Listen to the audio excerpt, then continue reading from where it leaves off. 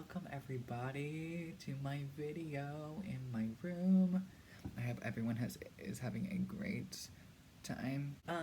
So when you're watching this wonderful, probably chaotic video of me rambling and talking and whatever, please think of different questions or concerns or comments or jokes, like whatever.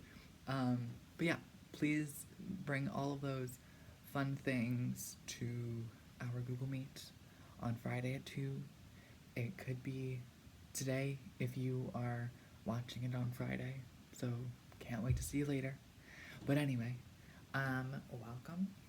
So I'm going to be talking about the aspects of community within Angels in America. So there are so many communities within this play. So sorry, I have notes down here. So if I look this way, it's not because I'm avoiding you, it's because I'm looking at my notes. Anyway, so okay, so there are some communities.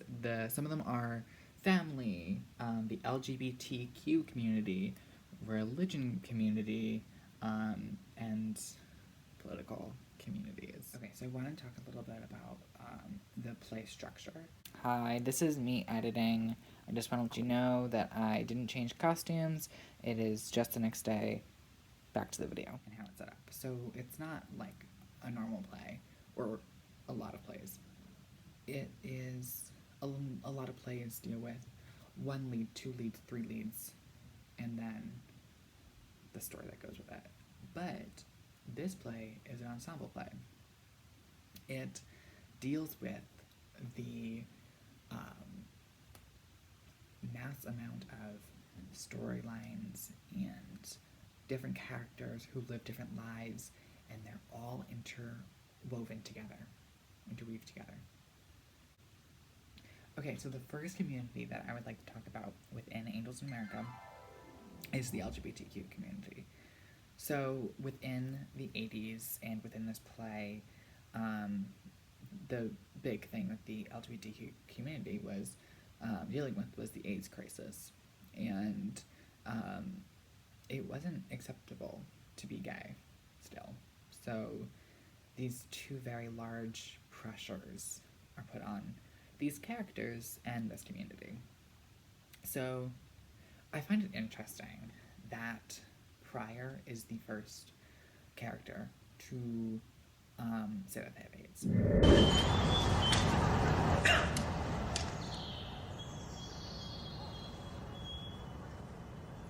See, That's just a burst blood vessel. not according to the best medical authority. What? Tell me. It's KS, baby. Lesion number 1. Look at the wine dark kiss of the angel of death. But it's also very interesting because he's the only character, main character, that is openly gay. The only other character is Belize, and Belize is not as big of a part as Pryor is. Yeah, that's very interesting, and I don't know what Kushner's trying to say here. I don't think he's trying to say that just because you're out, which means you should die. Like, that's not it. But it's very interesting that he is the first one to come out, and I'd love to hear your thoughts on that in our Google meeting, and your ideas, because I don't know if there is a set answer to that, but I think it's quite interesting. Yeah, okay, so also comparing that to Roy. Roy is not out. Let's watch a clip. Let's watch it together, shall we? This is reality. I have sex with men, but unlike nearly every other man of whom this is true, I bring the guy I'm screwing to the White House, and President Reagan smiles at us and shakes his hand, because what I am is defined entirely by who I am. Roy Cohn is not a homosexual. Roy Cohn is a heterosexual man, Henry, who fucks around with guys. Okay, Roy. And what is my diagnosis, Henry? You have AIDS, Roy. No, Henry, no. AIDS is what homosexuals have. I have liver cancer. Just as you can see, that was not the HBO version. That is the Broadway revival in 2016, I think. Super good. It's on YouTube if anyone wants to watch it. It's with Nathan Lane, Andrew Garfield, more people that I cannot remember their names.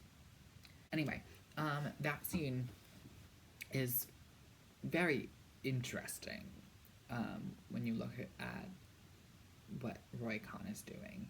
He is rejecting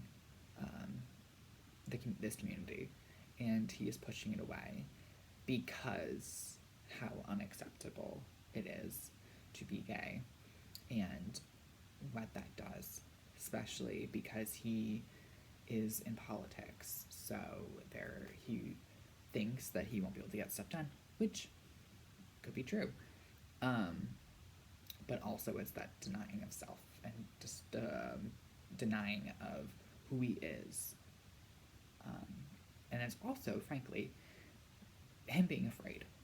He is afraid of having AIDS, and he's very vulnerable in this moment because he doesn't want to accept that he's gay. Because if he's gay, then he has AIDS and he's going to die. But if he has Liver cancer, then he will go out. He will die in a more respectable way. So, yes, the next one that I want to talk about is the political community, and I won't talk about this too much because we already talked about this in our last Google Meet, and that's the political community. The political community is huge. A lot of the characters are lawyers, or they deal with politics in some way. Roy deals with politics, Lou deals with politics, Joe deals with politics. It's just all connected in their workspace. And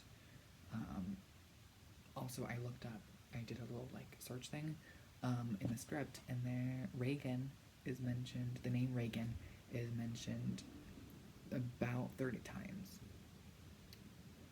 That's a lot of Reagans. The religious community also in this is super big. It starts out, the whole place starts with a funeral, and how that just immediately from the get-go, the play is, here's this religion, here we're giving you, the audience, a sense of tradition and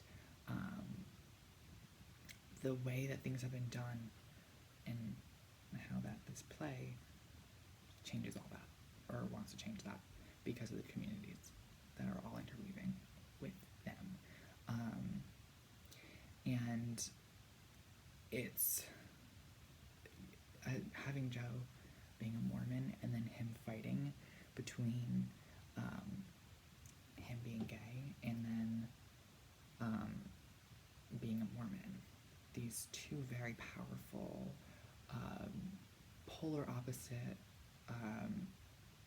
battling forces within him are constantly getting pushed together, constantly going up against each other, because it's okay. So even when you look at Harper, she is very religious as well, and there's one section, I can't remember if we talked about this in class a little bit, so I won't talk about it too much, but in the hallucination scene with Pryor and Harper, Well, I'm a homosexual. In my church, we don't believe in homosexuals. In my church, we don't believe in Mormons. Well, what church do you...